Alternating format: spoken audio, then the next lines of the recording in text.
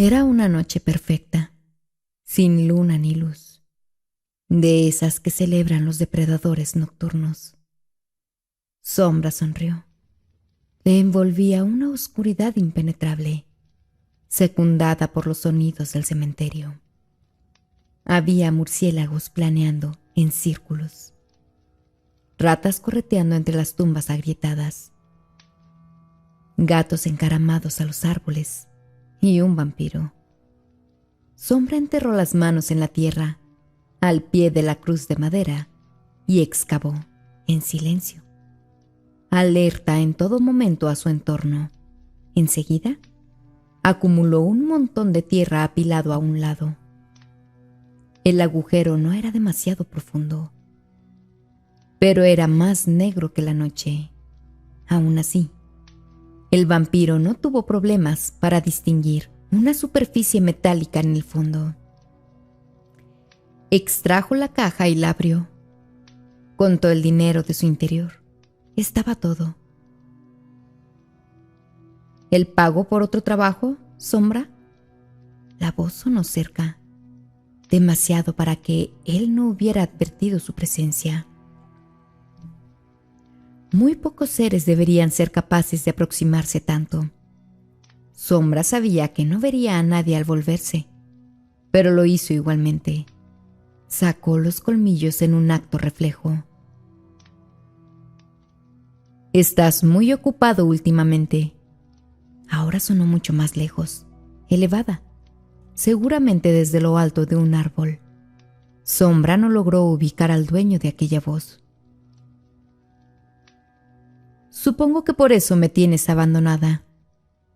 Había cambiado de posición de nuevo, sin que él viera nada. Entonces apareció.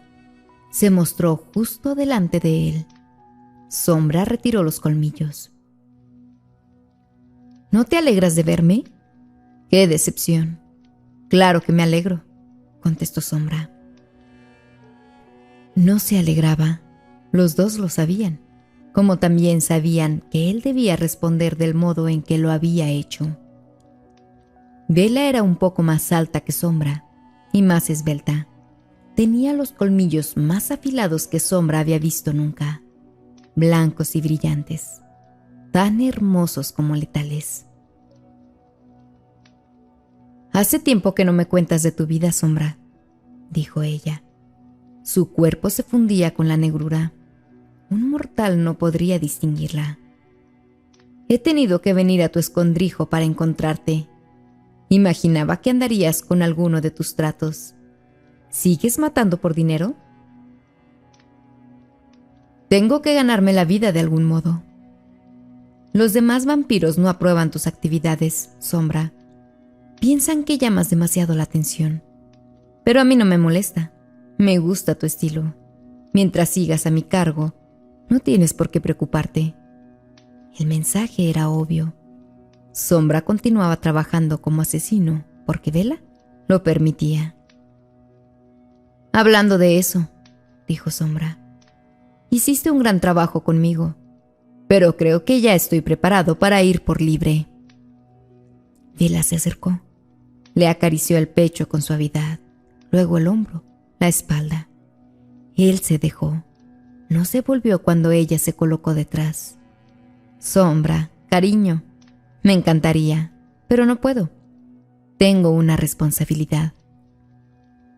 «¿Consideras que no estoy preparado?»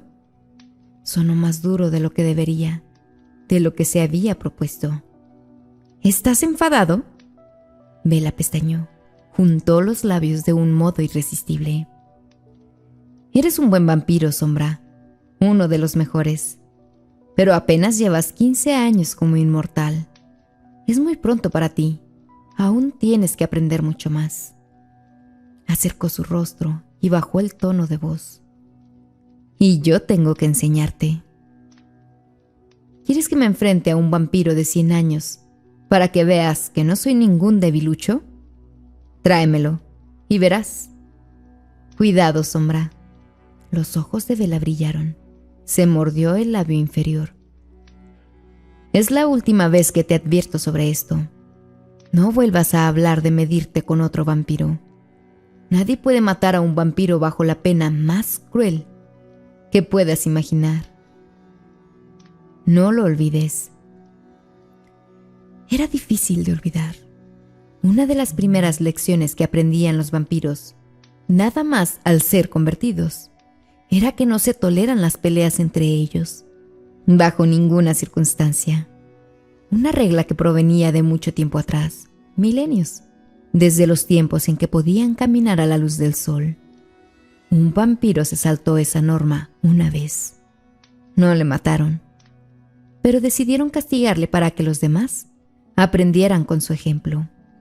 El vampiro seguía encerrado en una torre muy estrecha, de forma cilíndrica, repleta de runas y símbolos de reclusión, de espacio tan reducido que el prisionero apenas podía separar los brazos del cuerpo un par de centímetros. Y por supuesto, no podía sentarse ni tumbarse, solo permanecer de pie. Todas las mañanas, el techo de la torre se abre durante 15 segundos y el sol incidía directamente sobre su cabeza.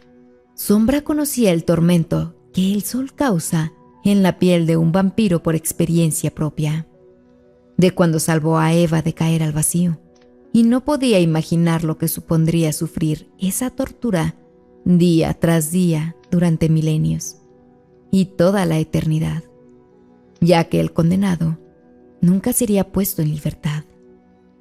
Todos los vampiros recién convertidos eran llevados a contemplar el castigo, para recordar el destino que les aguardaba si osaban acabar con la vida de uno de los suyos. En los últimos tiempos la norma se estaba endureciendo. Ya no era suficiente con no matar a otro vampiro. Tampoco se le podía negar ayuda. Eran reglas básicas, propias de quienes se enfrentan a la extinción. Hubo un tiempo en que eran los dueños del mundo, los únicos inmortales de origen no divino y los más poderosos. Los ángeles llegaron a temerles y les impusieron la pena de no poder soportar la luz del sol.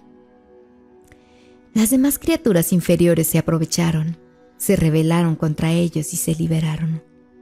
Lo peor de todo fue un efecto secundario del que tardaron en darse cuenta, inesperado, según se cree, ya que no era la intención de los ángeles cuando impusieron su condena, pero que igualmente surgió y tuvo consecuencias devastadoras en ellos. Desde aquel entonces, cada vez era más complicado convertir a un humano. La situación fue empeorando en los siglos y ahora se había llegado a un punto en que era casi imposible convertir a alguien. Había supuestos trucos para conseguirlo, pero nadie podía confirmarlos. Los conflictos con las razas inferiores de los hombres lobos, magos y por supuesto centinelas nunca cesaron, y la población de los vampiros fue disminuyendo. Por pocos que murieran, no podían reponerse. Y los hombres lobos seguían mordiendo y ganando miembros para sus apestosas manadas. Se creía que Sombra era el vampiro más joven de Madrid, tal vez incluso de España, y eso no era una buena referencia de su situación. «Conozco la pena de matar a un vampiro», dijo Sombra. Era una forma de hablar, no una declaración expresa de intenciones. Solo quería recalcar que estoy preparado. Puedes librarme de tu dominio. Ella inclinó la cabeza hacia atrás y agitó su melena. Eso debo decidirlo yo, dijo, y decido que no lo estás. Se esperaba esa respuesta. Vela era su dueña, su creadora. Y solo ella podía dar por concluido su entrenamiento. Pero Sombra sospechaba que no lo haría nunca. Vela era muy poderosa, y su posición había mejorado sustancialmente cuando convirtió a Sombra. Ahora gozaba de una excelente reputación, y puede que aspirara incluso al puesto de líder. Cuando un vampiro convertía a un humano, se formaba un vínculo especial entre ellos, uno que solo el creador podía romper. Sombra lo percibía, pero desconocía el alcance de dicho vínculo. Si hubiera convertido a alguien él mismo, podría saberlo, pero no era el caso. Había oído que ese vínculo podía extenderse a los nuevos vampiros, de modo que si Sombra convertía a alguien mientras siguiera ligado a Bella, indirectamente le estaría beneficiando a ella y a nadie más. Nadie había convertido a Bella. Ella era uno de los vampiros originales, de los que fueron creados al inicio de los tiempos. ¿Puedo saber en qué basas tu decisión?, preguntó. Hay muchas razones, dijo ella, pero la peor de todas es tu apego por los mortales. Mientras sigas aferrado a tu familia, no podrás ser considerado un verdadero vampiro. Nadie tarda más de unos meses en cortar los lazos, en darse cuenta de su condición superior e inmortal. Tú no has llegado a ese punto. Tal vez sea porque soy más inteligente que los demás, repuso Sombra. Precisamente porque me doy cuenta de mi inmortalidad, de que tengo la eternidad por delante, puedo seguir con mi familia. ¿Cuánto tiempo pueden vivir? ¿50 años más? ¿80 en el caso de Eva? ¿Qué son 80 años para nosotros? Apenas un suspiro. Tu razonamiento demuestra tu ignorancia. No es culpa tuya, cariño. Aún eres muy joven. ¿Has pensado qué ocurriría si tu dulce sobrina tiene hijos? Tu familia seguirá viviendo, y tu debilidad por ellos te mantendrá en esta situación. Sombra iba a replicar, pero ella se lo impidió con un gesto. Te estoy permitiendo que continúes a su lado, pero mi paciencia tiene un límite, te lo advierto. Lo ideal sería que tú mismo acabaras con ese vínculo absurdo, aunque puede que, algún día, me obligues a darte un empujón. Sombra apretó los puños y retiró un tanto el labio superior. Ni se te ocurra acercarte a ellos, te lo advierto. Si les tocas... Bella soltó una carcajada suave. Sombra, cariño, mi asesino favorito. No te pongas de esa manera. Se acercó a él. Le acarició la barbilla, juntó los labios y los dejó a menos de 1 centímetro de los suyos.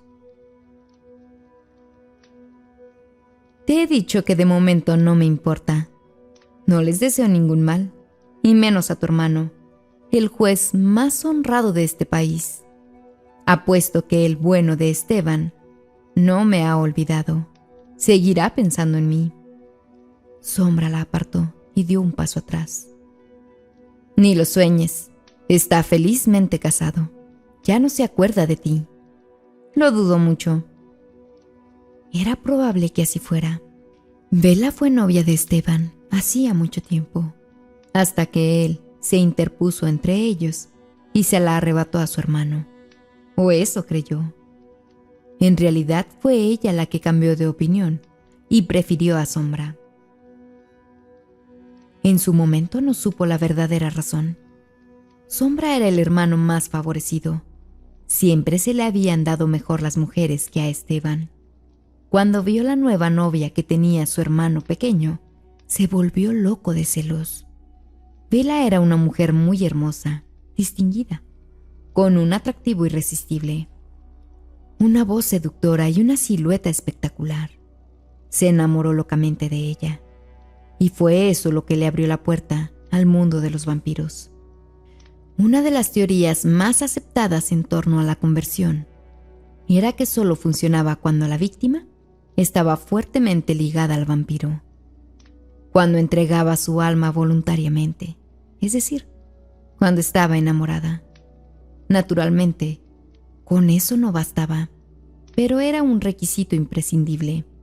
Se decía que solo había 1 o 2 excepciones, pero que desde hacía 500 años todos los conversos habían estado enamorados de sus respectivos vampiros. Por eso, también tenían la norma de convertir a personas con un cierto atractivo, jóvenes y en torno a los 30 años. Aquello tenía el inconveniente de que, una vez convertidos, los recién creados vampiros pasaban por un estado de odio puro al darse cuenta de que habían sido engañados. de que la persona que amaban no les correspondía y había estado jugando con ellos. Sombra, al menos, se contentó con saber que había salvado a su hermano, ya que de no haber sido él, Bella habría convertido a Esteban. Por eso no podía dejar que Bella pensara que Esteban seguía loco por ella, si no, podría tratar de convertirle a él también, aunque ya era mayor para el padrón que buscaban. Pues no dudes tanto, Esteban está enamorado de su mujer y no rompería a su familia por nadie, ni siquiera por ti, Bella, aunque te cueste creerlo. A ti te cuesta creerlo, repuso ella muy tranquila. No quiero hacerlo, Bella, pero si no me queda más remedio, lucharé contra quien sea. Si alguien toca a mi familia, lo mataré. Me da igual el castigo. Y si por un momento intuyo que me vas a capturar, romperé la página. No aconsejo que me pongas a prueba en eso. Ella se acercó de nuevo y sonrió. Puso una mano a cada lado de su cabeza. Sombra se resistió lo que pudo, pero era más fuerte que él. Ella le besó con fuerza, apretó sus labios fríos y carnosos contra los suyos. Le acarició el pelo de la nuca. Sombra notó cómo algo se encendía en su interior, en contra de su voluntad. Un fuego que trepó por su espalda, que se enroscó en su cuello y le hizo estremecer. A eso me refería, cariño, dijo ella junto a su oreja. Aún no estás preparado, le soltó. Y a mí no puedes engañarme. Tienes valor, pero no me has olvidado, no puedes. Y sé que no te atreverías a romper una página de la Biblia de los caídos. No te apures. Cuando llegue el momento, me la entregarás voluntariamente. Ni siquiera tendré que pedírtela. Lo cierto era que Sombra no pensaba romper la página que poseía, pero no era por la razón que Bella suponía. Naturalmente, estaba al corriente de la supuesta importancia de ese libro.